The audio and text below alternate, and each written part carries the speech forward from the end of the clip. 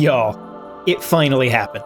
7 years since it was first revealed, and 17 years since the last mainline entry, we have our first look at Metroid Prime 4 Beyond.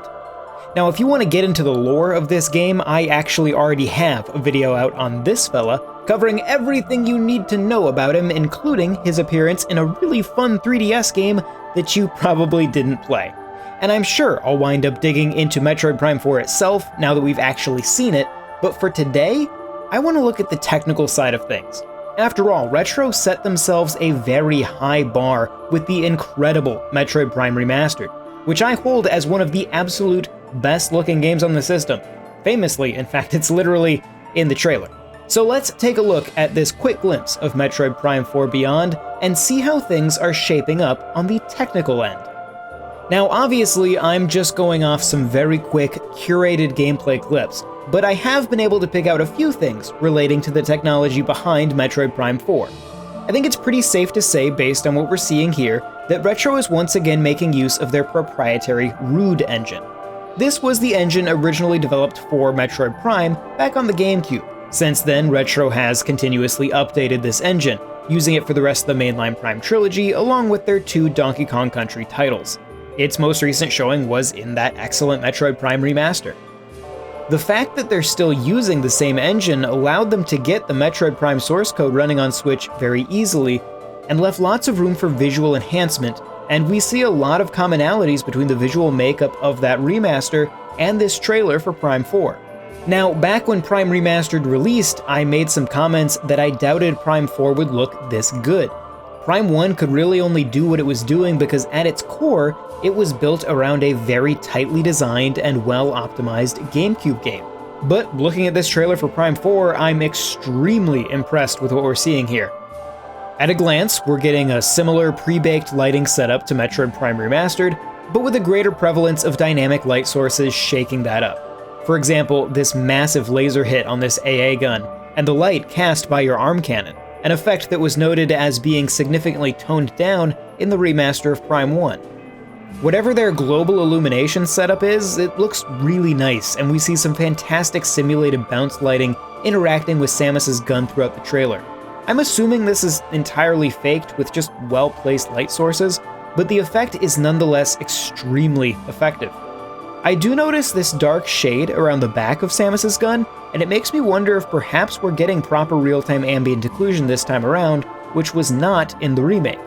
Unfortunately, I wasn't able to spot enough evidence of it elsewhere to feel confident one way or another. My one complaint thus far is that some of the dynamic elements in the scenes, such as this chunk of debris, don't cast shadows. This is also a shot that makes me doubt ambient occlusion as well, as there is absolutely no shading under it as it rolls down this hill. It's possible, if real-time ambient occlusion is being used, that it's limited to extremely near-camera objects or perhaps exclusively Samus herself, which honestly would be a good compromise. One of the things that has always stood out about Metroid Prime going all the way back to the first entry on GameCube was the incredible detailing on Samus's gun, and occasionally when you would see her hand come up into frame. Making sure those parts of her look great really adds to the visual quality of the entire presentation. The general geometric density of the cliffs in this opening area are really impressive. We only see snippets, but I'm guessing this is a somewhat linear, more cinematic segment towards the intro of the game, similar to the opening of Metroid Prime 3, which had a very structured opening on board a big Federation carrier to kind of set up the story. This looks like it might be doing something similar. Regardless, the environment looks great. I don't see any evidence of real-time reflections, just some basic cube maps whenever we see a puddle of water. However, we do get some motion blur in select scenes. I don't see this in actual gameplay, so I suspect that this is limited to cutscenes, or perhaps it's a toggle you could turn on or off.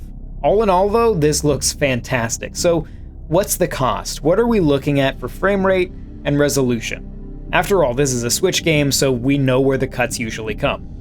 I was able to count the resolution of the shots in this trailer thanks to some uncompressed screenshots Nintendo provided to press.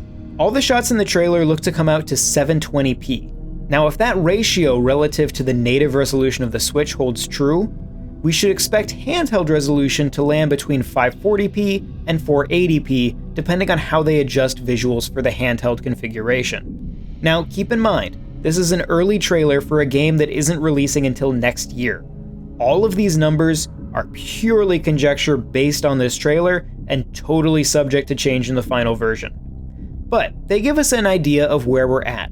720p would be a drop relative to Metroid Prime Remastered's 900p, but when you consider what I assume is a more ambitious, modern game, I think that breakdown makes sense.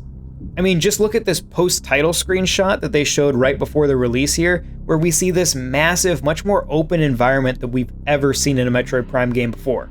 This definitely isn't a GameCube game, so cutting down that resolution I think is probably fair. I think it also serves as an indication that despite some rumors, what we're seeing here is definitely Switch gameplay and not Switch 2 gameplay. It doesn't rule out the possibility of a Switch 2 version of this game, but this trailer, I am 99.99% confident, is running on original Switch hardware. So what do you get out of dropping that resolution a little? Well, that'd be 60 frames per second. Thus far, every mainline Prime game has hit 60 FPS, and it doesn't look like Prime 4 will be breaking that trend. Once again, these are curated and unfinished shots seen in this trailer, but the only obvious moment of framerate slowdown was as Samus transforms into her morph ball. Other than that, all these action-packed shots seem to run great, and once again, that's a testament to the incredible engine Retro has built over the last 20 years. I cannot accurately express my excitement for this game, both as a huge Metroid Prime fan, but also as a graphics nerd, not to mention a Silux fan. Once again, I'm sure I'll wind up digging into the lore and gameplay side of things a bit later on, and I expect we'll be seeing much more of Metroid Prime now that the seal is broken and this game has finally made its debut.